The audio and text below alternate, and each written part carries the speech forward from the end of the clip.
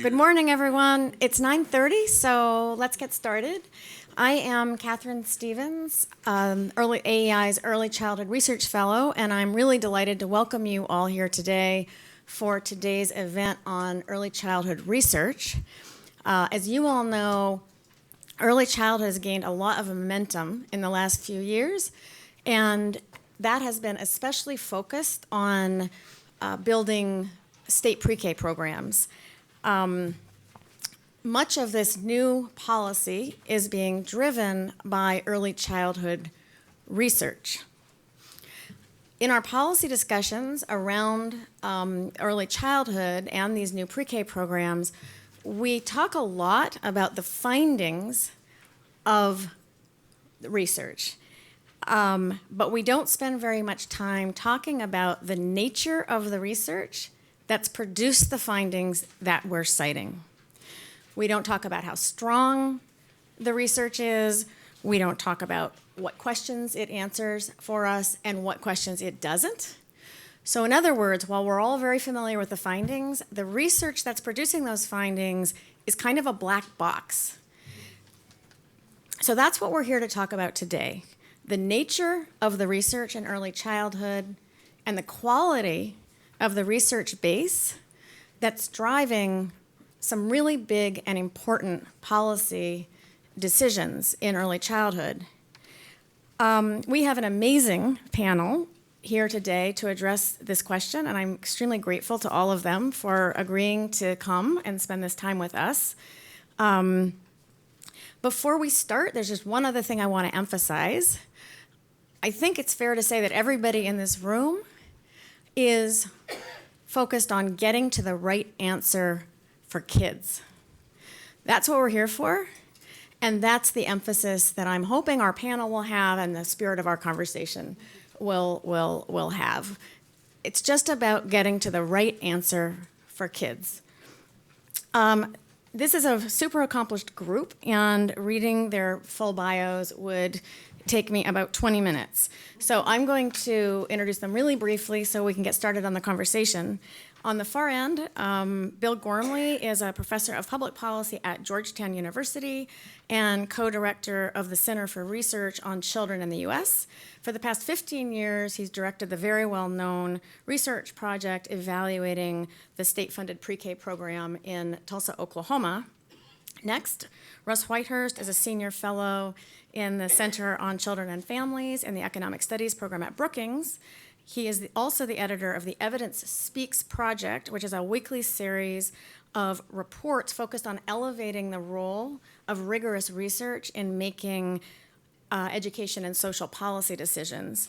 Russ was also the founding director in 2002 of the Institute of Education Sciences in the U.S., based at the Department of Education, which is widely acknowledged to have had a transformative effect on the quality, relevance, and use of education research. Tim Bartik is a senior economist at the Upjohn Institute for Employment Research. In the early childhood field, he is nationally known for his work on the economic benefits of early childhood programs. And finally, Dale Farron is a professor in the Departments of Teaching and Learning and Psychology and Human Development in Peabody College at Vanderbilt University. She is also Senior Associate Director of the Peabody Research Institute. She's currently co-directing a multi-year evaluation of Tennessee State Pre-K program, which is the only randomized controlled trial of a state pre-K program that's been undertaken to date. Before arriving at Vanderbilt, among other things, Dale spent about a decade researching the Abecedarian Project. Before we get started, a couple of logistics. First, please make sure your cell phones are off. The event hashtag is Does Pre-K Work? During Q&A, we'll monitor Twitter questions, so wherever you are, please feel free to chime in. And the full video of this event will be posted by tomorrow. With that, let's dive into our discussion. I'd like to begin by asking each of you to speak for a few minutes on the following question. Do you think that the research base is sufficient to guide the early childhood field, and why or why not? In particular, what questions do you think it's answered? Where do you see the biggest gaps remaining? And what do you think is needed from the research field to fill those gaps?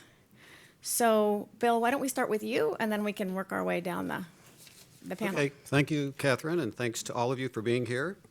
So, as I understand my mandate, I'm to talk about some known knowns and perhaps some known unknowns, and maybe not get into the unknown knowns or the unknown unknowns. So that's what I'm going to try to do. Let me begin by saying that pre-K isn't everything. There are a lot of other wonderful programs out there that benefit young children. On the other hand, I should say that pre-K at its best can be quite wonderful. And I think that's one reason why we're here today. So what does the research say? And there's a lot of it these days, which is a good thing. As I see the research, it says that high-quality pre-K usually leads to substantial improvements in school readiness. That has been true in multiple studies using very different kinds of research designs, and the effects are sometimes quite extraordinary in terms of boosting children's cognitive skills especially, with some more modest evidence that high-quality pre-K programs will also boost social-emotional development. So that's very good news. In general, the research suggests that the short-term gains are especially striking for disadvantaged students and for English language learners. There is some research, however, including the work we've done in Tulsa, that suggests that middle-class children also benefit from participation in a high-quality pre-K program. So that's an important finding, and that has also been found in the research in Boston, Massachusetts. So what exactly is producing these gains in school readiness? There is some circumstantial evidence to suggest that well-educated early childhood certified teachers make a difference, but I would characterize that evidence as being largely circumstantial. So we need more evidence on what kinds of qualifications, if any, make a difference for kids in preschool classrooms. There is some evidence linking the quality of preschool programs as measured by, let's say, Bob Pianta's class instrument to outcomes. I think that evidence is suggestive, but not definitive, so we need more research on that. We need to know more about the kind of pedagogy that makes a positive difference in young children's lives. We also, I think, should investigate some of the intriguing work that is being done on mentoring and coaching programs to see if mentoring and coaching programs, such as the ones we have in Boston, are in fact producing positive gains for children. So I think we know a lot about the effects of high-quality pre-K programs on school readiness, although we need to know more about what goes on inside the black box. What exactly are the characteristics of programs that are producing these encouraging results? In recent years, there's been growing interest, as there should be, in the question of fade-out. I think there is a lot of evidence that fade-out occurs after some initial gains in school readiness. Effects almost always diminish over time. In some cases, they actually disappear. We do know from research by Greg Duncan and Catherine Magnuson, who've done us the favor of analyzing a lot of these results through a meta-analysis, that in general, the bigger the short-term impacts, the bigger the long-term impacts. So that's one clue. But we need to know so much more about fade out. We also need to know more about persistence. So it is true that fade out occurs almost always, but it is also true that there is frequently some persistence over time in these short-term gains. So there are now many studies that have found some persistence over time, including studies in New Jersey, in Florida, in Texas, in North Carolina, and also our study in Oklahoma. On the other hand, as you'll hear from Dale Farron in a moment, the Tennessee study is not finding persistence over time, and that is worrisome. So naturally, the question arises, are the findings in Tennessee dispositive, or are the findings in these other states dispositive? And my own take on that is, having looked at these studies, I'm inclined to believe that all of the studies have reached basically the right conclusion about their respective sites.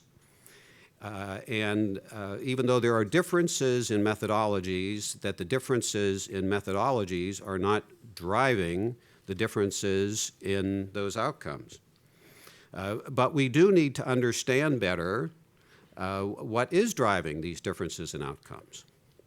A very real possibility is that these differences in outcomes have very little to do with the pre-K programs themselves.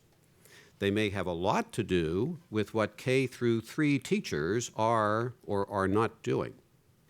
And so there is research by Amy Claessens, for example, that shows that if K through 3 teachers essentially provide information that their students already know, that's not really helping them. Indeed, a very intriguing finding in the Claessens research is that not only does repetition and redundant instruction interfere with the learning of middle-class kids, it also interferes with the learning of disadvantaged kids. So we need to cast a critical eye on what K through 3 teachers are doing. That might be part of the explanation. As we think about how to redesign not just pre-K, but also how to redesign our school systems, which help to determine so much whether we'll see fade out and persistence or just fade out, I would just make one brief point, and that is we should not underestimate the capacity of really young children to learn. We should not underestimate the capacity of really young children to theorize, to develop rudimentary theories of cause and effect. Alison Gopnik has done some wonderful research on this subject, and she points out that adults may be better at the tried and the true, but in her words, young children may be better at the weird and the wonderful. They have less knowledge, but they're also less encumbered by preconceptions. So I think we should set the bar high as we redesign our pre-K programs.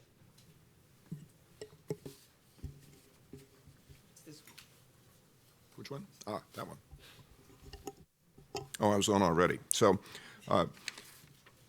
what I think I just heard, and maybe you heard the same thing, is there's a lot we need to know that we don't know yet. I did the depressing calculation last night that this is my 50th year of doing work in this area, and I thought I knew a lot when I started, and now I recognize how much we all still need to learn. It's hard not to discuss this topic without thinking of it in a political context, because it has arisen in a political context. We're currently spending about $30 billion a year combined, federal and state money on pre-K programs. I don't know what the private expenditure is, but my assumption is, just from my own experience as a parent, that parents are spending a lot of their own cash on pre-K. And a lot of this is based on a sales job that I think is fundamentally misleading. And the sales job suggests to parents sometimes, and certainly to legislators, that there's a magic bullet here, that taking children and putting them in a state pre-K program while they're 4-year-olds is going to be transformative. It's going to eliminate achievement gaps. It's going to socialize children so that when they grow up, they want, on the negative, they will avoid on the negative side criminal encounters, and they will be better able to be productive in the workplace. You hear figures like $18 of return for every dollar invested. It seems to me that, and I've written about this extensively and irritatingly to some people, that that's a very, based on very weak evidence indeed. What do we know? We know that children who are 4-year-olds can learn things, that the year they spend between the year before they start kindergarten is an important year, just as is the year that they spend in kindergarten, just as the year they spend when they are 3-year-olds. And children who are exposed to something in that year before they start kindergarten that they're not going to get at home and are exposed to this in the appropriate ways will learn it. It can be letters of the alphabet, it can be mathematics, it can be a number of things. And I, for one, are in favor of children learning and have the opportunity to do that. But the evidence that that learning translates into the kind of savings down the road or advances down the road that's based on the sales presentation is quite weak. We not only have fade out, but what we have is, if you go to the same Magnuson and Duncan work or related work that Bill discussed, what you see is effect sizes for immediate impacts on a downward slope over the last 40 years. So that effect sizes of 0.4 or 0.5 that were routine 30 or 40 years ago are now around 0.14 at the end of the pre-K year.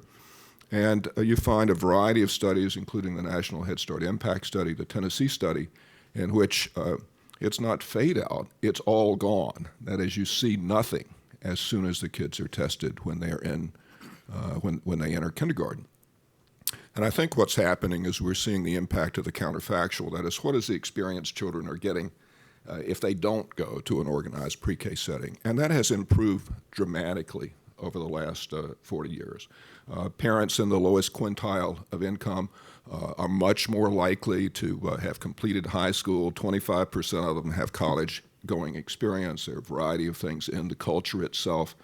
Sesame Street is a leading example that helped children with things they would not have gotten help with 40 years ago if they were children in very poor black families in the South or in Ypsilanti, Michigan. So it's harder to show impacts. So there are a lot of things we need to learn, and those things are connected with how else we might be spending the money. I've got a long list here of things we don't know, but let me just give you an example. If we had that $30 billion to spend, would it be better spent on an extended family leave policy, which would allow parents to spend more time with their kids at home, or on universal pre-K for 4-year-olds? I honestly don't know the answer to that question, but that and a variety of other policy questions need to be answered as we go forward spending money on this population. I'm in favor of that. I think we need to do so tentatively, understanding how much we need to know, and moving forward in a spirit of experimentation so that we can try various policy solutions, learn from them, and end up not with just the right answer, but the right answers, because it is not a single answer that we need here. Families are different, kids are different, circumstances are different, and we need to provide opportunities that fit those circumstances and best prepare the children we all want to serve and the families that the nation needs to serve for the challenges that they'll face going forward. Thank you. Well, thanks for inviting me. In the spirit of Catherine's question, what's the right answer for kids, and what do we know about pre-K in this regard? I think we know enough to say that significant expansions of pre-K would have a high benefit cost ratio, although I would add that that's only the case if we're willing to spend the money and time to make sure that those programs are high quality. If we're not going to make sure they're high quality, we're just going to add slots willy-nilly without paying attention to that, we might as well not bother. Bill already mentioned the fact that pre-K has major effects on kindergarten readiness as measured by test scores, and that shows up from many, many studies. That's something we know. I want to put a little spin on that, which is if you look at what the estimated test score gains are, and based on the literature on the relationship between early test scores and adult earnings, the meta-analyses suggest that pre-K, based on test score effects at kindergarten entrance, would be expected to raise adult earnings by about 5%. Now, that may not be a magic bullet. It doesn't eliminate all income gaps. It doesn't solve poverty. It doesn't have a huge effect on income inequality. It has some. On the other hand, it clearly passes a benefit cost test. So you look at the earnings of someone over the entire career of 40 or 50 years, a 5% boost in earnings. I mean, someone might earn $1 million actually over a whole career. 5% is a lot of money, and it clearly exceeds the cost of most pre-K programs, even very expensive ones. I also think it should be mentioned that to the extent that we have long-term evidence, and of course, as a researcher, I can hardly argue with the need for more research. I mean, it'd be kind of against my self-interest. To the extent we have long-term evidence, we get even higher percentage effects on adult earnings in those studies. So preschool, about a 19% increase in adult earnings from preschool. In some of the Head Start studies, some of the effects on adult outcomes suggest about an 11% increase in adult earnings. Chicago Child Parent Center study, about an 8% increase in adult earnings. So if anything, the short-run test score gains seem to understate what at least some programs can do. It'd always be nice to have more evidence, but the evidence we have on long-term effects is quite favorable. Now about the fade-out that's already been mentioned by both previous speakers. Here's the thing I want to emphasize. We find fade-out even in programs that have significant long-run success. So you look at preschool. Again, 19% increase in adult earnings. The initial test score effects by third and fourth grade had faded out by over 80%. So if you were looking at preschool based on standardized test score effects at third or fourth grade, you would have said, well, maybe this program's not going to do anything. Too much fade out. That would have been totally wrong. And we find this with many other studies of early interventions. For example, Raj Chetty's study of not of pre-K, but of kindergarten class quality finds over 80% fade out by third grade. And despite that, he finds that kindergarten class quality has large effects on adult earnings. And in fact, in a lot of these studies, what you find is that the short-run test score effects are better predictors of the long-run effects on adult earnings than the medium-run effects. So that's interesting. And we don't, we could use more research fully understanding that. I think the most natural interpretation, a number of people have applied to that, including Nobel Prize-winning economist Jim Heckman, is that it's due to some aspect of skills that is not well measured by standardized test scores. Apparently, what affects success in the labor market is more than standardized test scores. It reflects things like sometimes called soft skills, social skills, a variety of things that frankly are hard to measure. And that's another area of research that'd be nice to explore. It'd be great if we had quantitative measures of soft skills that we could trust, but we don't seem to have that. And as far as I know, there's no real prospect of getting them in the near future. What do we know that might guide program design in preschool? As Bill already mentioned, we do find actually in both Tulsa and Boston that preschool also benefits middle-class kids. To quantify that, the benefits for middle-class kids are about 70 to 90% of those for low-income kids in terms of test score gains. So a little lower, but not much lower. Still enough that if you project those forward, it would pass a benefit cost test. The other issue with middle-class kids is there's some evidence in preschool, and we could use more evidence in this, of positive peer effects. So, if we could have middle-class kids integrated into income-integrated classrooms, that would probably benefit the low-income kids. How about duration of the program? The evidence we have suggests that expanding to either from a half day to a full day or from 1 year to 2 years of preschool probably increases benefits, but there are some signs of diminishing returns to scale. So that, for example, going from a half-day preschool program to a full-day program seems to increase benefits 50 to 70%. It doesn't double benefits. Going from 1 year to 2 years might increase the benefits by 50%, doesn't double benefits. If I had to choose between the two, though, full-day pre-K has the advantage that it makes pre-K much more easy for parents to access in terms of their child care needs. And there's some evidence from some studies that the families that might benefit the most in preschool are actually the ones who are hardest to get their kids in. It's harder to get them enrolled and get them participating. So we need to look at how do we institutionally structure pre-K so it encourages parent participation. Finally, there's a whole issue of quality, which has already been mentioned. I think we certainly could stand to know a lot more about quality and how to measure it. One thing I just want to emphasize at the outset, there are potentially huge returns to quality. If you thought that you could somehow get better teachers or a better curriculum, I mentioned that the test score gains, the average effect is they would predict a 5% increase in adult earnings. If you could just increase that to 5.5%, if you multiply that by 15 kids per classroom by multiple years, if you actually change teacher quality or curriculum quality, that's what you're talking about, you can come up with huge estimates of what the benefits are to increasing quality. So we need to really invest in that. On the other hand, I think it's fair to say that we don't know how to quantify quality. I don't think some of the simple things we do, like what's the class size, does the teacher have a BA, they might be necessary conditions, they're not sufficient conditions. We think that quality has much more to do with the quality of teacher-child interactions. Bill mentioned the class observations. I think it has much more to do with, is there a positive climate in the classroom? There's a teacher giving the kids positive feedback.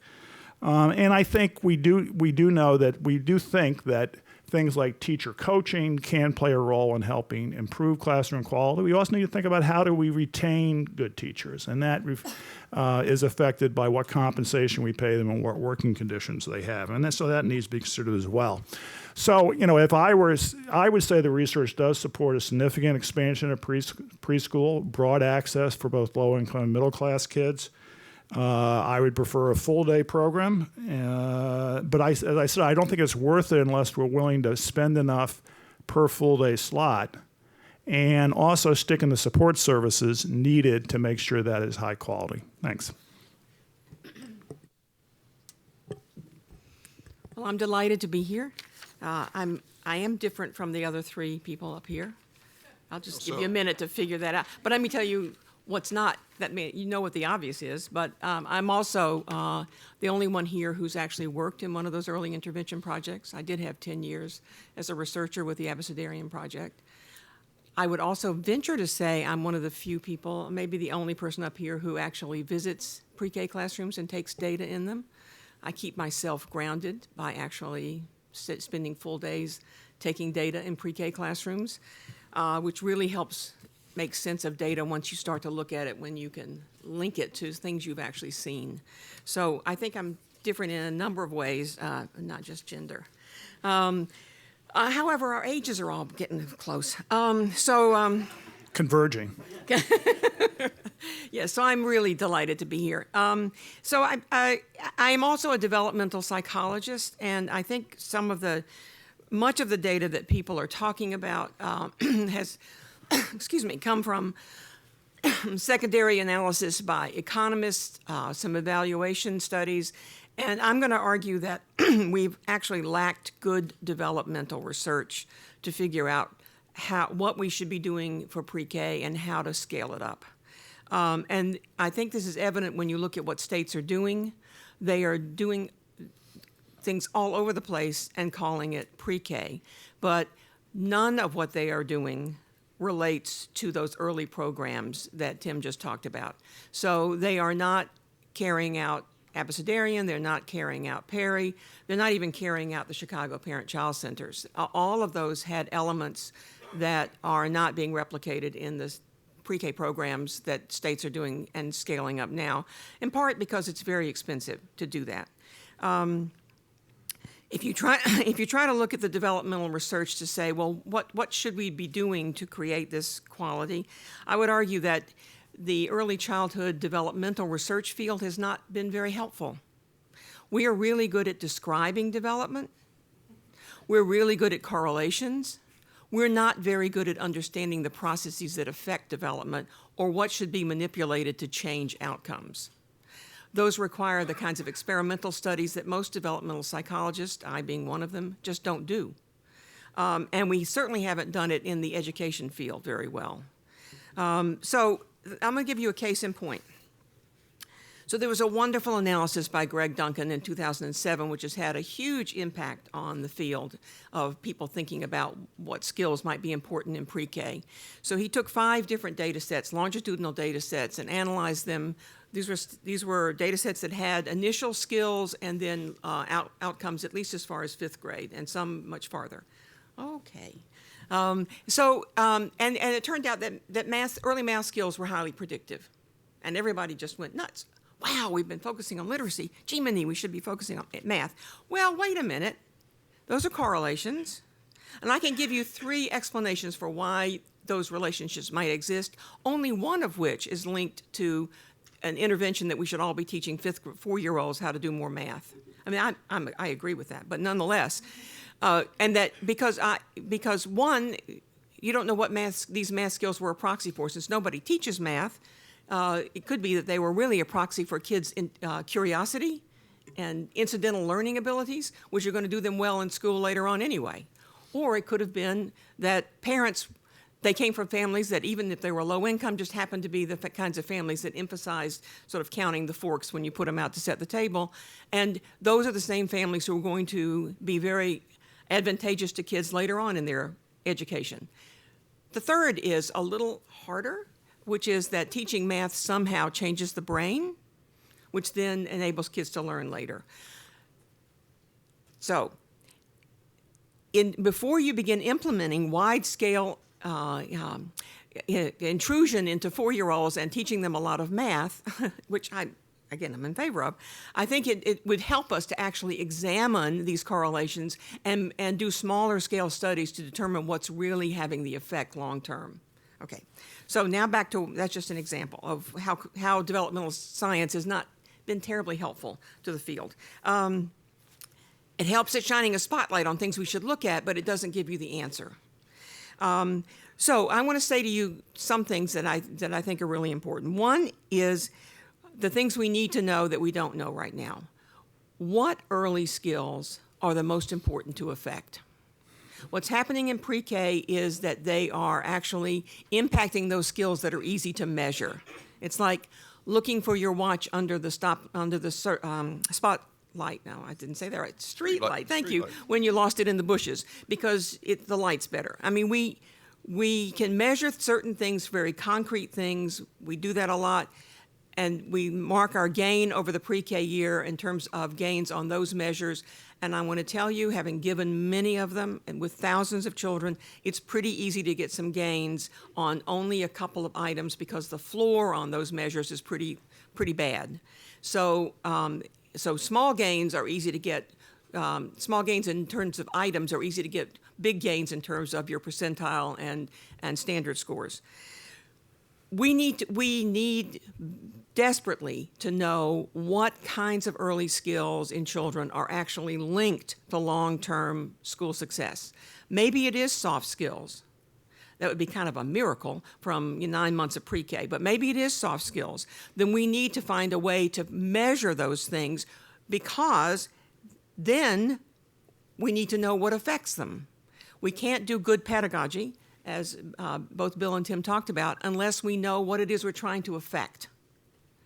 So we need to figure out what we're trying to affect, and then we need to figure out what pedagogy, what instructional practices will really affect it, and then we need to figure out what measures of quality reflect the kinds of instructional practices we think we have determined are effective and affecting the kinds of skills we think are important. Right now, we have multiple dimensions going on at the same time. So we have quality measures that aren't really related to any instructional practices. We don't have any theory of change about what it is. Well, they do have theories of change, but they're not empirically based. Then we need to know what are the most appropriate designs. As we scale up, what are the most appropriate designs to have? We have we have very few studies. We have 2 which have random assignment at the outset of the pre-K or Head Start program. The rest of the studies we have are mostly matched designs later. And it is extremely hard to match on things like the parent motivation for getting their children into pre-K. That's the thing that when you randomly assign at the beginning of pre-K, you can equate. So before we have widespread implementation of pre-K, I think we need to go systematically through these questions so that we do it right, because we do have many children who are quite vulnerable, who are living in adverse circumstances, who need policies that are going to help them. We shouldn't get wedded to a particular policy and forget what question we were trying to address. Well, thank you all very much. I have so many questions, I don't know where to start. I'd like to address the question of fade out. As I understand it, what we're seeing is short-term academic skill gains, which in pre-K and kindergarten, when they're being measured, mean things like how many of the 26 letters of the alphabet do you know? Can you count to 3? Can you count to 7? So this is a statement which I'm asking you guys to comment on if I'm getting this wrong. So what we are seeing is we're seeing in a lot of this research, we're seeing short-term gains in fairly basic academic skills. The argument, as I understand it, goes, those short-term gains predict even though those short-term gains fade out in academic performance, they predict really important long-term outcomes. So what I'm wondering is, does that apply to kindergarten also? If we see children who make short-term gains in kindergarten that then fade out as they go through elementary school, are those children also, do we also know that those children are going to be doing better later in life? And if not, what is so unique about those short-term academic skill gains in pre-K that allows us to make these much longer-term predictions in a way that we're not able to with short-term gains in kindergarten or first grade? So anybody who feels like taking a crack at that. If you believe Raj Shetty's results, that's exactly what his study is on. It's on kindergarten class quality, and he finds effects at the end of kindergarten of his measure there that predict long-run earnings gains. He then finds they fade pretty much to nothing by third grade. And then he finds that they reappear. There are sleeper effects of kindergarten class quality. So this isn't just pre-K that you see this occurring. It's in other fields. And I do agree. It's a research question exactly why that's occurring. And I think it has something to do with a good preschool program, a really good one, will be increasing both so-called cognitive skills, that are reflected to some degree in letter recognition and number recognition, however imperfectly, and they also increase some of these soft skills, which unfortunately we don't have an objective way of measuring. Let me say that the notion that we have a strong evidence base indicating that the extent of an impact of a pre-K program on skill acquisition at the end of the pre-K year has long-term effects. Again, Tim wants to tell you that, and he has told you that, but the evidence base for it is extraordinarily weak. It comes from other studies, correlational studies, that show differences in children's skills measured when they're 6 years old, predict later outcomes. It's not a database in which people have, through interventions, increased these skills over the pre-K year and found longer-term outcomes. In fact, the research that is appealed to most frequently here, Abecedarian Perry Preschool Project, all found effects that endured at least in the middle school for Perry and at every testing point for Abecedarian.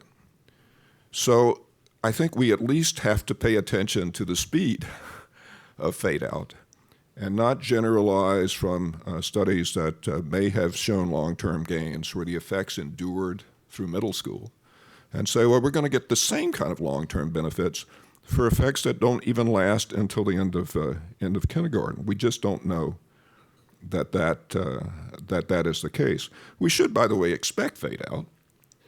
If you think of this as a pebble thrown into still water, there will be impacts of that pedal, but the further you get from them, the less likely you are to find them and to be able to measure them.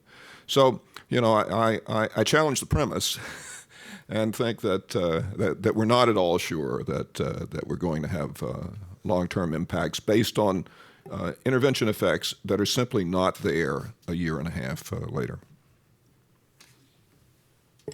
So the Obama administration has made a strong commitment to evidence-based policymaking, and Ron Haskins at Brookings had written a wonderful book on this subject. I think this has been a very positive development. Evidence-based policymaking includes randomized control trials, but it also includes other rigorous research designs. I think it would be a mistake for us to dismiss as purely correlational all non-experimental studies of either short-term or long-term effects. Some studies are better than others in how they deal with some of the issues that we've been discussing today. So to take one very specific example, Dale mentioned the parent motivation question, and it is certainly true that researchers who engage in non-experimental or quasi-experimental research have to fret about differences in parent motivation that could confound the results. What we did in Tulsa was to use something called a regression discontinuity design. And we applied that to early childhood education, and some other researchers have done that since. The advantage of that particular research design is that you wind up comparing treatment group kids whose parents were motivated to enroll them in the program with control group kids whose parents were motivated to enroll them in the same program. You do that by comparing kids who just completed pre-K with kids who are about to begin pre-K and control for age, date of birth, and all sorts of other covariates. So through rigorous quasi-experimental research designs, you can address parent motivation and other differences between treatment group and control group kids. What I would suggest then is that we should look at rigorous studies, whether they're experimental or not, and draw appropriate conclusions from them. Thank you. I want to go back to Catherine's question about skills earned at age 4 versus age 5. I think this is exactly the kinds of question that we should be systematically observing, exploring, because my concern is that knowing multiple school systems whose K-12 system is really failing, the effort has been to put in a pre-K program as though that's going to do something without without changing at all their K-12 system. And I don't think we can give children at age 4 enough protective skills. It's what Bill was talking about before. Enough protective skills that will buffer them against a really poor K-12 system.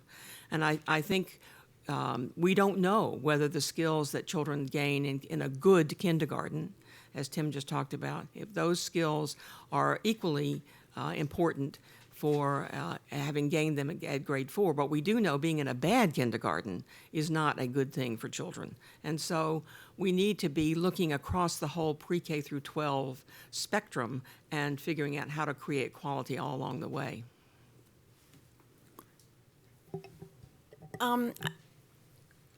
I'd like to ask a couple of specific questions about, Bill, what you've just described, the regression discontinuity designs, which are abbreviated, I think, as RDDs. And I believe that they are considered the most rigorous method after randomized controlled trials, RCTs. And a lot of the research that we all know and cite was produced by RDDs. So Oklahoma, Boston, Georgia, et cetera, New Jersey, Abbott.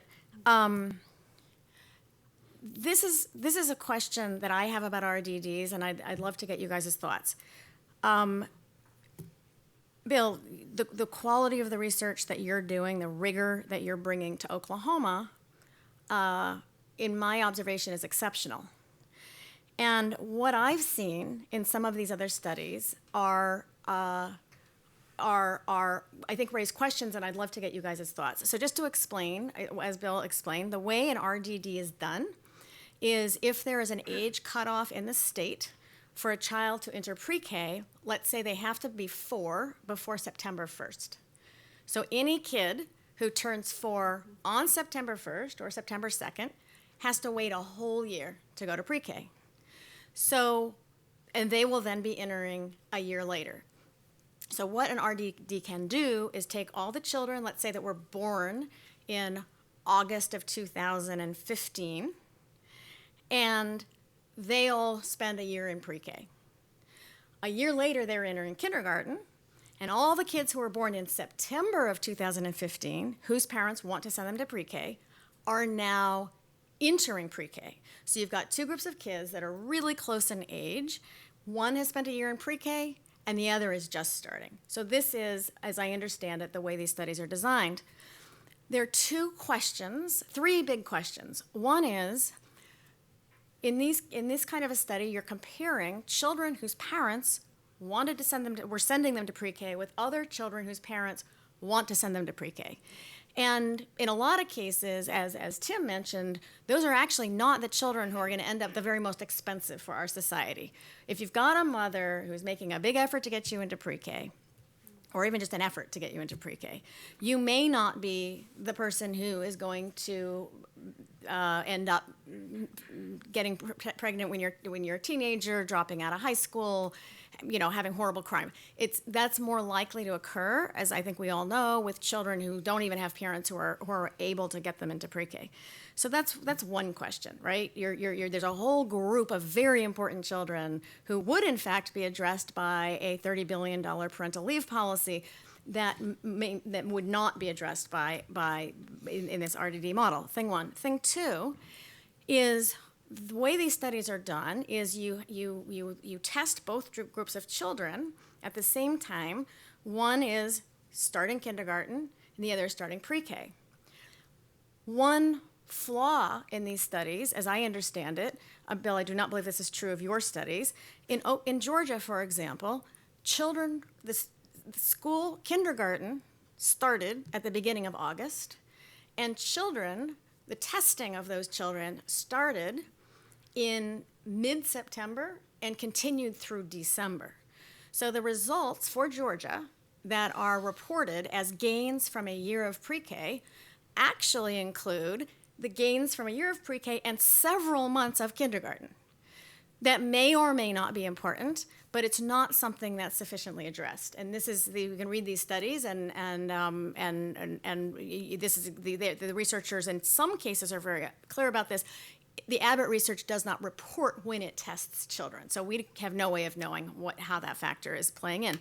The third issue that I wanted to get your thoughts on is when you have the children who finish their year of pre-K and are entering in kindergarten, those are children who finished a year of pre-K.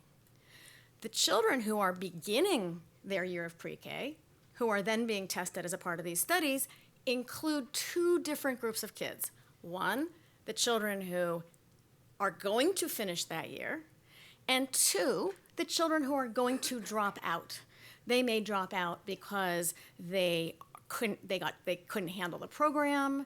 their parents moved, they became homeless and had to move to a different part of town and live in a shelter. They were kicked out. Their mother just found it too difficult to get them there. So in other words, you're comparing a group of children who, by definition, has successfully completed a year of pre-K with a group of children who includes the very children who are the most difficult to reach, those who are not even going to finish it. So this is just to characterize the potential flaws, which do characterize a number of the studies that are producing our most cited results. And to me, that's something I wish we talked about more and understood more so that we can fix it and get better data. And I would love to hear what you guys think about this. Yeah, I would add, first, that was a very nice description of an RDD. They're hard to describe. You did a great job.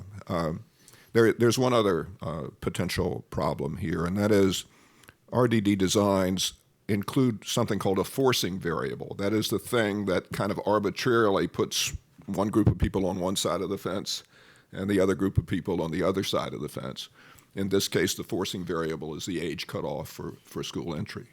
The fundamental assumption of the RDD design is that only affects the intervention that you're studying, in this case, having gone through pre-K or not. It does not affect other things which could have an impact on the dependent variable, test scores. But here, it's not as if this arbitrary cutoff date for school entry is a big secret that just jumps out at parents and, gosh, we got a letter in the mail and our child can start pre-K or can start kindergarten. Rather, it's well known. And parents treat a child who is going to start kindergarten differently than they treat a child of a very similar age who's just in the year before pre-K. And how could they treat that child differently? They could teach the child letters of the alphabet because the child is going to need to know that in pre-K. They could try to socialize the child with play groups and other things that get the child ready for pre-K. So in this case, the RDD design is confounded by other events that are predicated on the arbitrary school cutoff date that could affect the very things that are being attributed to pre-K. So, I think these studies are in some cases the best we've got available, but they need to be evaluated in the context of their limitations. And the final big limitation here is that you've heard a design described in which by the time the kids in the study, whether they're the control group kids or the intervention group kids, are in elementary school, everybody has had pre-K. And so if your major concern is the persistence of impact, you can't study that with the RDD design because everybody gets the intervention. It's a delayed treatment design, if you will, rather than a treatment, no treatment design. And so I do think the RDD designs and the good ones like Bill has done in Tulsa tell us something about the impact during the pre-K year. But they cannot, in and of themselves or by themselves, tell us the interesting question about what persists and what doesn't. My colleague Mark Lipsey and Chris Whelan and some others have put out a paper, came out last year, on concerns about the age cutoff RDD. And I think I would really recommend that you read it. It's not that it's not a design that could be quite good, as has been done in Boston and in Tulsa, but it is a design that has a lot of sex appeal for people to do things very quickly. And when they're done quickly, they're done poorly. And exactly what Catherine said, one of the caveats about doing an RDD is that you must locate your, quote, control group, your children who were in the second group who started pre-K a year later. You must locate them in kindergarten, and you must have attendance data on them to know that they actually completed the pre-K year. So you really can't constitute your comparison group. It takes 2 years to constitute the comparison group. We're now doing this as part of our Tennessee evaluation. We have 4 waves of RDDs, and we're just now making sure that we did it across 4 regions. In each region, we have children who have comparable sets of experiences, at least over it doesn't address Russ's question, but at least over the pre-K year, they both attended I just looked at those data yesterday. They both attended pre-K for the same number of days. That doesn't address Catherine's question of the lateness of testing in kindergarten. We tried to avoid that, but that's a really important issue and data that must be reported for people to take the results of these designs seriously. Oh, I have a couple comments on what's been said about RDD designs. I mean, on the first comment, which is that RDD, it's simply measuring whatever happens during the pre-K year for a kid who's going to kindergarten next year, and that could include whatever the parent's doing, or it could include some months of kindergarten in some cases, depending on when the testing is done.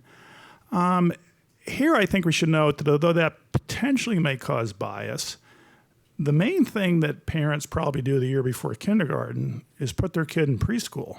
So the main difference, I think, between RDD designs and some other, say, randomized controlled trials is that the control group or comparison group, who are kids who are going to have to wait another year, are much less likely to be enrolled in preschool. So RDD designs inherently tend to be comparing pre-K with no pre-K, since that's the comparison group who's just starting preschool, in many cases, would be less likely to be enrolled in preschool.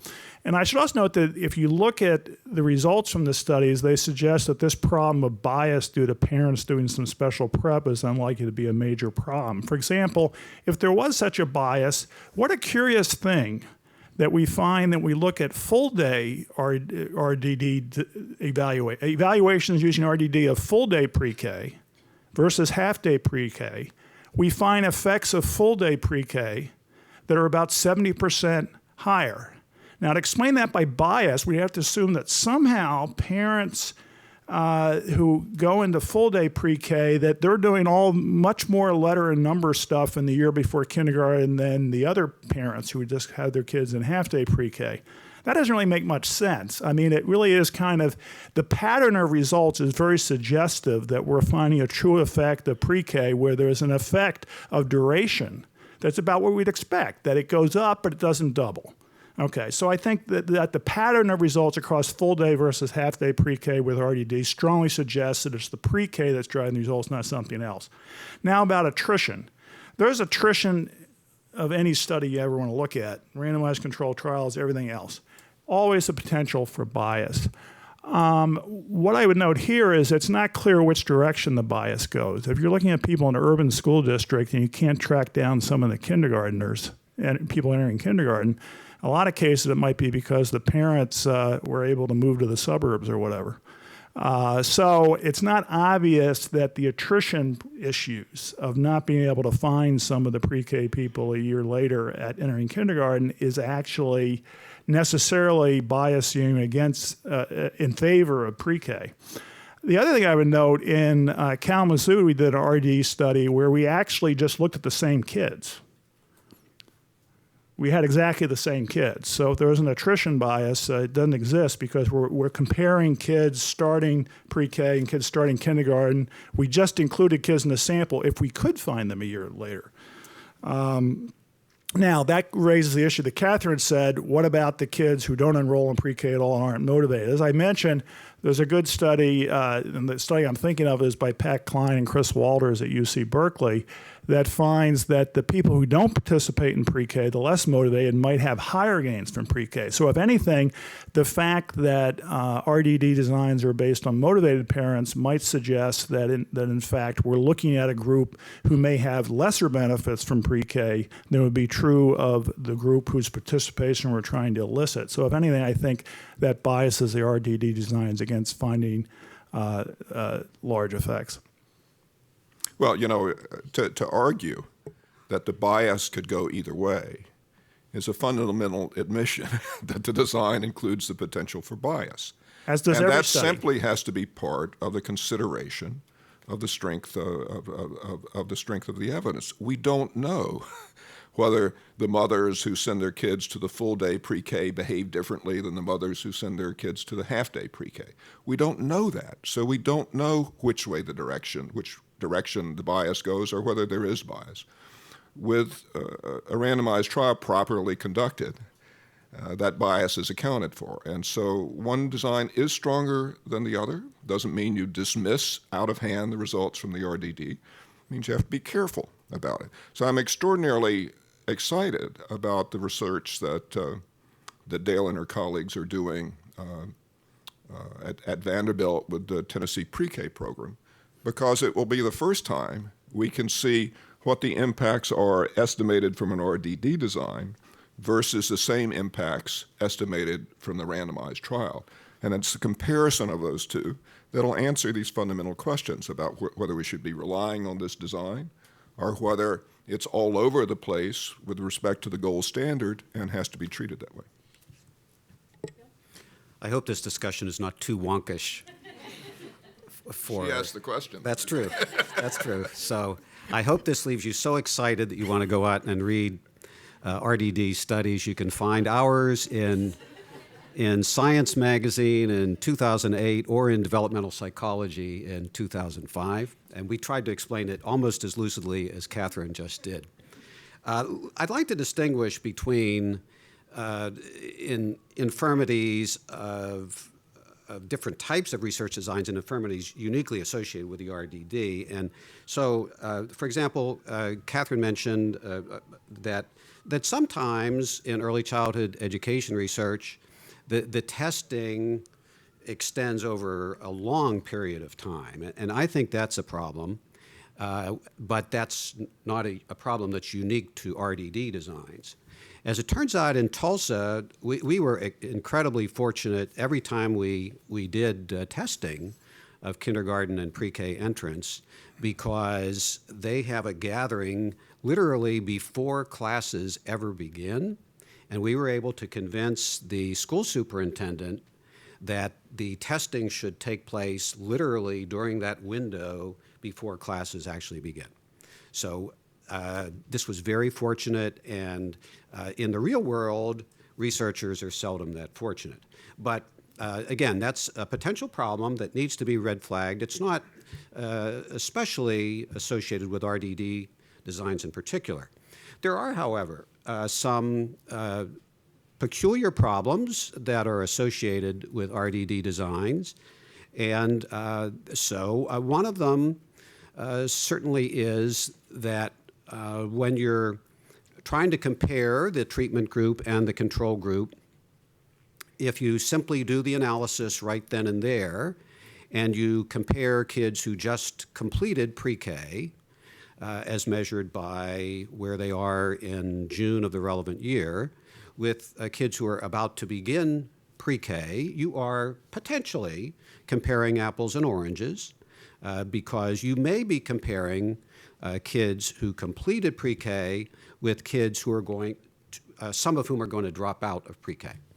And in fact, at a previous encounter at the Cato Institute, Russ and his colleague David Armour from George Mason University made that point. And I thought about it, and I spoke with David about it at great length. He was a very strong advocate for that concern. And I told him that with the data we had at hand, we really couldn't test to see whether that affected our findings. I'm pleased to say that since that time, we've been back in the field again, and I thought about this criticism, and it seemed legitimate and interesting. So we have been able to systematically reanalyze our data to see if it makes a difference if you switch from comparing kids who have just graduated pre-K with all kids who are about to begin pre-K. If you switch from that regime to one in which you're either comparing all entrants to all entrants, or all completers to all completers, or our preferred strategy, people who are in pre-K 50% of the time with people who will eventually be in pre-K 50% of the time. So as Dale pointed out, you can't do that on the spot. You can't do it immediately, but you can, if you have willing data mavens in your school district, do it retrospectively. And we have done that, and we just do not see a difference. I mean, you might expect a difference, but we don't see a difference. And I think that the key reason why we don't see a difference is because in our Tulsa research, we were also singularly blessed to have a wide variety of really good covariates that help to control for some of those differences. And those covariates come not just from administrative data, but from a parent survey in which we asked about mother's education, the presence of the biological father at home, whether there's an internet at home, the country of origin, and lots of other variables. And so the ability to include those covariates in the analysis may have rescued us from what could, in other circumstances, potentially have been a serious problem. So we try to learn from our mistakes. If you have any suggestions about other mistakes that we have made or may have made, by all means, let us know. This is another elephant in the room that I would like to address. We've developed what I consider to be an unfortunate dynamic in the early childhood field, in which people who raise questions about expanding pre-K are accused of hating children. And since we have you all here, my own impression from individual conversations with all of you is, and what I know about myself, is that there's nobody up here who hates children. And as a matter of fact, my impression is that everybody is equally focused on trying to figure out how to do the right thing, even if they're coming up with different answers. So I would say Russ and Dale, you in particular, are subject to this phenomenon, and I'm wondering if you'd like to take this opportunity to say anything about it. Well, yeah, so Catherine, in both our phone conversation and now this, you've alerted me to my name being besmirched in ways I was unfamiliar with. So I'm really glad I don't read the same press that you read, and I'm not intending to. So I have spent more than 40 years being involved in concerns about poor children and the kinds of environments they're in. So starting with the Abecedarian Project, continuing at Kamehameha in Hawaii, and on and on. So I've been concerned about children who come from who are vulnerable because of the circumstances they're in, either because of disabilities or high poverty. And I believe that I continue to be committed, despite not much reinforcement for this, I continue to be committed to trying to find the appropriate solution. I'm quite concerned when the field gets committed to a particular solution, even if that solution is not achieving the effects we want it to, and stop paying attention to the question we were trying to answer.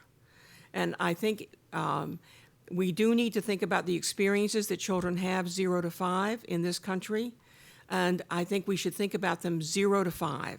So the work that Basuk and Loeb have done about crowding out, that demonstrates that when we increase the public pre-K program, we crowd out 4-year-olds from the private sector, which then impacts our 0 to 3 care, because it's the 4-year-olds who are enabling centers to care for 0 to 3. That's one of those unforeseen circumstances that if you just focus on pre-K as a solution and forget what the original problem or goal was, that you will ignore. And similarly, it's interesting that my colleagues use the term full-day pre-K. I don't know of any states that are doing full-day from a parent's point of view. The Abecedarian Project started when children were 6 months of age, and it was 10 hours a day, and it was 50 weeks a year. It did provide parents an opportunity to go back to school, parents an opportunity to have a job. They had seamless childcare from infancy until children entered kindergarten. We don't have that operating anywhere for children right now. And we particularly don't have it when children are very disadvantaged circumstances. Middle class, upper income families achieve that for their children. Lower income parents can't because we don't have the services for them. So I think we should be looking 0 to 5, and I don't think we should be, you can throw arrows at me if you want, that's fine, I just will not pay attention. So. Well, what can I say? So I like puppies, kittens, and kids, and I've spent a lot of my lifespan focusing on each of those categories. You know, I started my doctoral program in child psychology in 1966. That's all I did for the next 30 years. I ran a Head Start Quality Research Center. I developed dialogic reading, which is used around the world as a way to improve language development in pre-K classrooms. When I think about some of the experiences I had in the many Head Start and pre-K centers that I spent a lot of time in during that portion of my life, I experienced both thrill at seeing, you know, wonderful interactions between young children and caring adults, and it can bring tears to my eyes when I think about other things that I saw there. And public services of the sort that are delivered through Head Start and state-funded pre-K programs are intended to serve the neediest among us, families that are challenged in many ways and whose kids need the best. And often they're getting the worst, and we need to get much better at it. And, you know, the other thing I've been committed to my whole professional career is that the way you get better at these things is you're relentlessly Spockian when it comes to looking at the evidence and trying to learn from it. And so I think our hearts have gotten a little bit in front of our heads on this topic. We need to have a rigorous evidence agenda going forward, not because we care about evidence, but because we care about providing the best services we can for the families most in need. I don't know how many of you saw it, but there was, I thought, a very compelling op-ed in the Washington Post by Kevin Huffman a week and a half ago, who was former education commissioner in Tennessee. And Kevin's point was, when the advocates talked to him about pre-K, they always stressed quality. And indeed, you've heard the word quality used over and over again on the panel today. Kevin's point was he expects that the pre-K classrooms in Tennessee were about as good as the kindergarten and first grade classrooms in Tennessee. Why would you expect them to be high quality or a higher quality on average than the services the same system can provide for first or second graders? So the appeal here to, we're going to do the work that needs to be done for these families and kids by providing a high quality service at scale through the system that cannot provide a high quality service at scale for the rest of the kids at older ages, seems to me a dramatic example of magical thinking. So I care about kids, I care about pre-K services. Some people think I'm actually a reasonably nice person and all of those things, and if you choose to believe differently, I'm with Dale, just don't tell me about it. Well, I'm willing to stipulate that Dale and Russ love puppies, kittens, and kids. I have no problem with agreeing with that. I do think that in thinking about pre-K, we need to distinguish between the science of pre-K and the art of making policy, which have somewhat different sets of requirements and expectations. So, you know, certainly as a researcher, we always could learn more. And it's hard to argue that we wouldn't know more if we had many more, ideally one, randomized controlled trials, as well as good silver standard studies that use other methods of getting good comparison groups. So we need a lot more study. And from a researcher standpoint, it's always great to say, well, we really need more research. From a policy standpoint, we need to reckon with that there are two kinds of mistakes you could make. You could expand pre-K and spend a lot of money and have a lousy program, and that has an opportunity cost. We could use those resources for something else. Or you could not expand pre-K, and it turns out that if you had done that, you would have really benefited a lot of kids. There's usually opportunity cost to that. And we can't necessarily always wait around for another randomized controlled trial to be done in the ideal fashion and to follow people with annoying questions for 40 years. On the whole, I think the wisest course is to overinvest in quality. So, Dale early on said, well, look, a lot of these state pre-K programs aren't as good as Perry. Well, I agree with that. I do think that there are some very good programs, such as Tulsa and Boston's. Why don't we actually spend more than we think is the rock bottom we might think we need on pre-K? Why don't we provide more support service, more teacher coaches than we might think we actually need to make pre-K be high quality?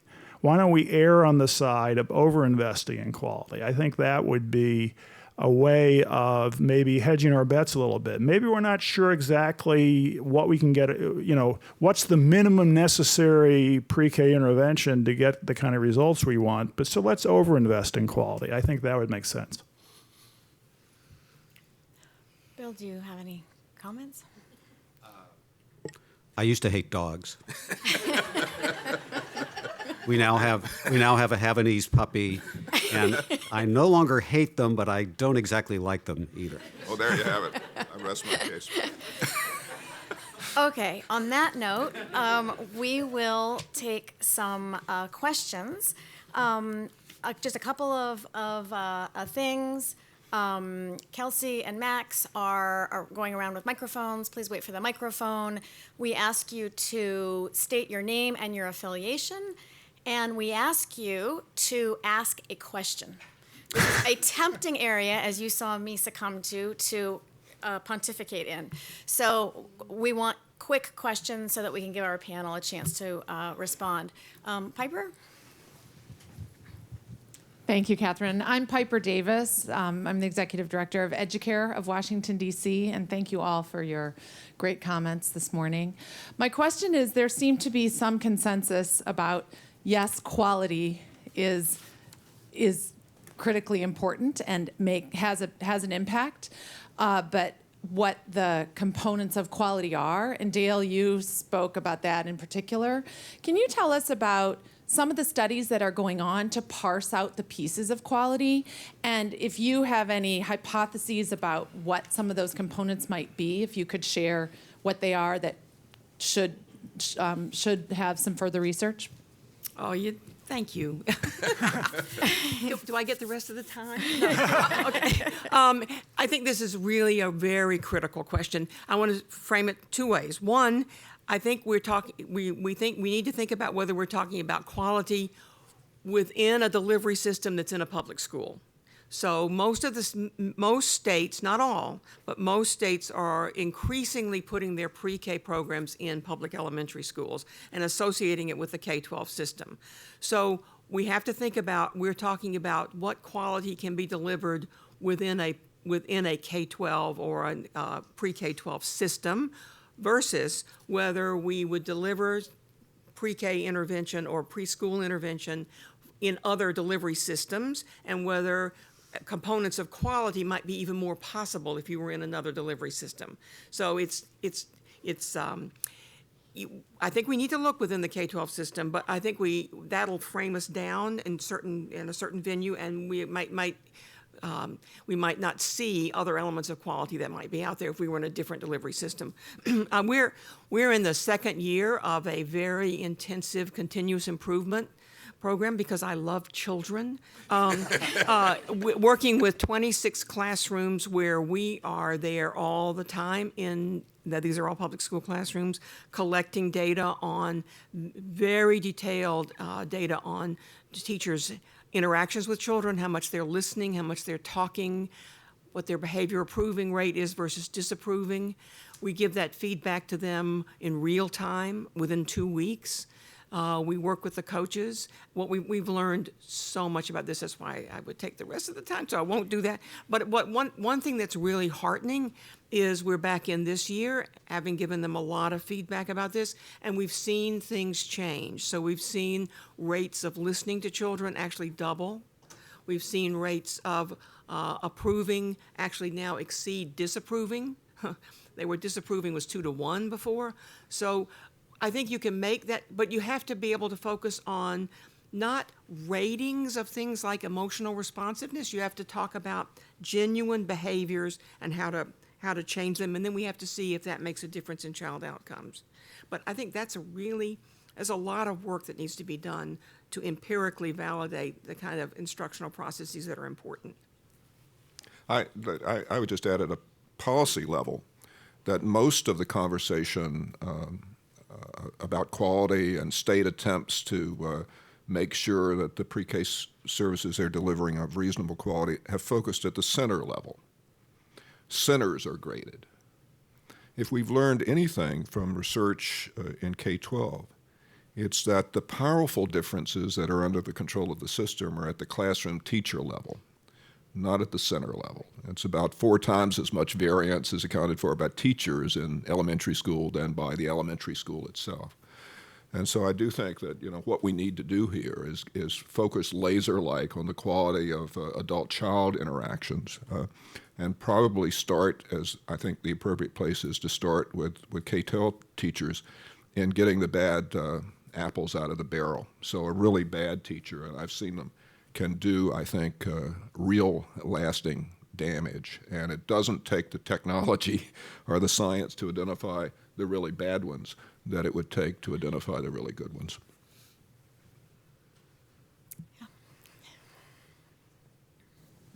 Thank you.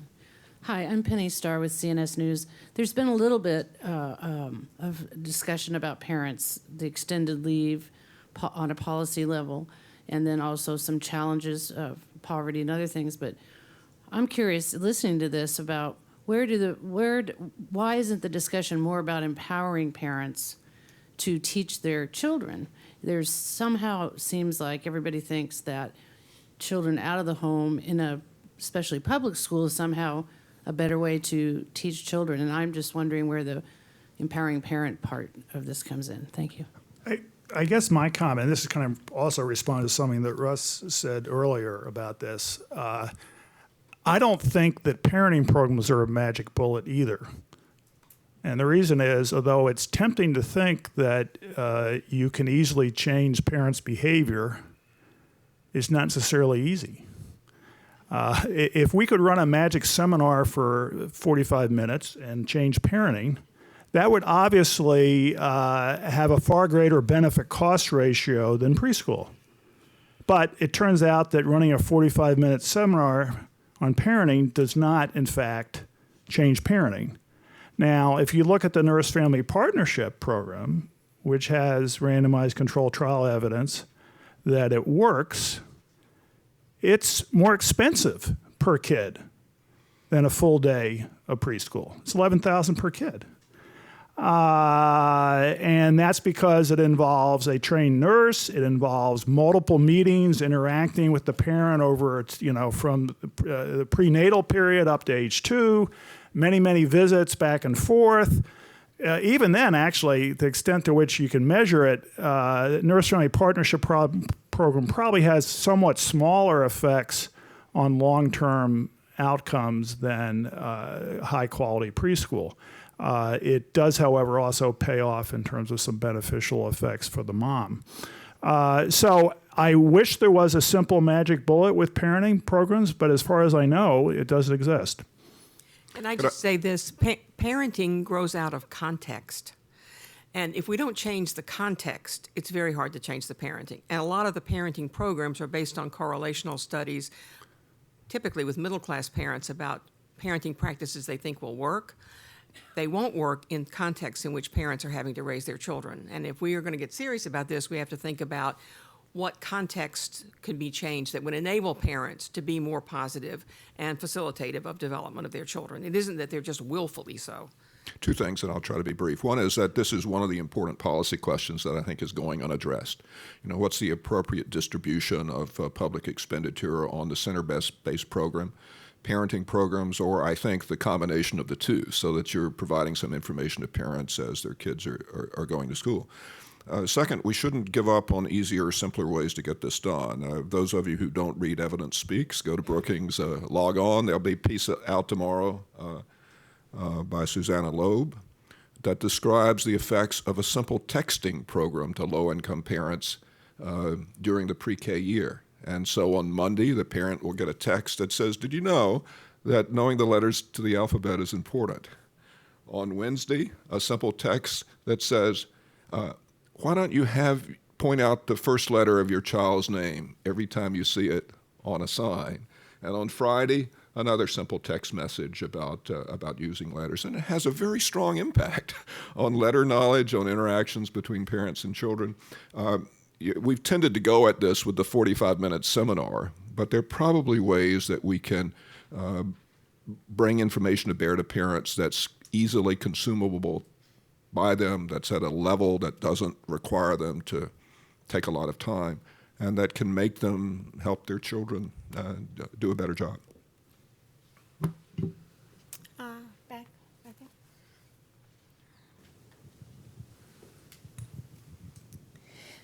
Hi, my name is Cheryl Buford, and I have a question relating kind of parent empowerment as well. There was a study done of the DC Opportunity Scholarship Program where they not only looked at test scores, but they looked at what was happening within the family, and the parents, when they had choice, also developed more of a sense of agency. And so they went from, as Patrick Wolf said, barely being customers, when maybe the largest consumer choice that they had made was buying a TV, to taking seriously the opportunity to choose their child's school, and it changed the dynamics in the family. And so I'm just wondering, and I guess my bias is that just concern for, if we say that parents now have to send their children at 4 instead of 5 to school, and we have a one-size-fits-all school, then aren't we actually reducing parent agency? Or, anyway, I appreciate the panelists' comments. I'll just say briefly, no one is proposing mandatory pre-K for 4-year-olds. So to my knowledge, that is not on the table anywhere. The school choice studies are interesting, and I have a high regard for Patrick Wolf, who's done a lot of those studies. He's actually a former colleague of mine. I would say that there are other ways to promote choice other than through vouchers. You have magnet schools, for example, as one strategy. And one of the things we're trying to do in Tulsa as we continue our research, we're looking now at kids who are actually just beginning high school. One of the things we're trying to understand better is what is the pathway to persistence? What is the pathway to long-term success?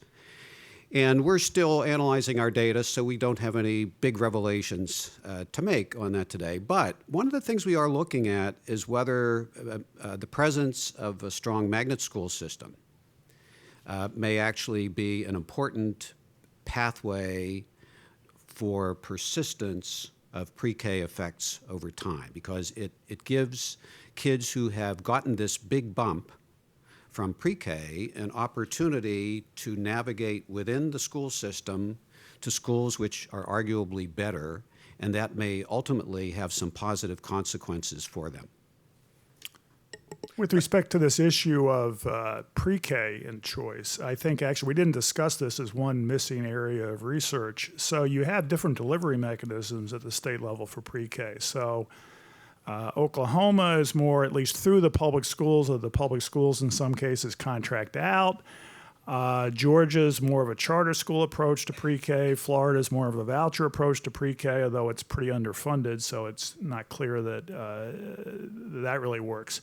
I actually don't think we have a definitive answer as to which approach is the best, or whether, in fact, whether maybe all three of the approaches could and potentially work if they had sufficient funding and mechanisms in place to ensure quality. So I actually think that's an area that there needs to be a lot more research on. We are out of time, I am sorry to say. Elizabeth, a research assistant here at AAI, and I are coming out with a report in the next few weeks that describes the 4 major research methods used in early childhood in what we've attempted to make as plain English as possible, and describes 10 of the leading early childhood programs and some of the highlights of the research. So we will send that to you when it's out.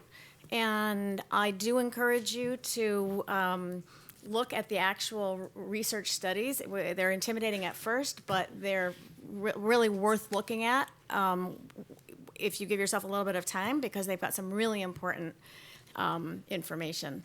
I want to thank you all very much for coming, and I want to thank this outstanding panel for a really fascinating conversation. Yeah, thank you. Do you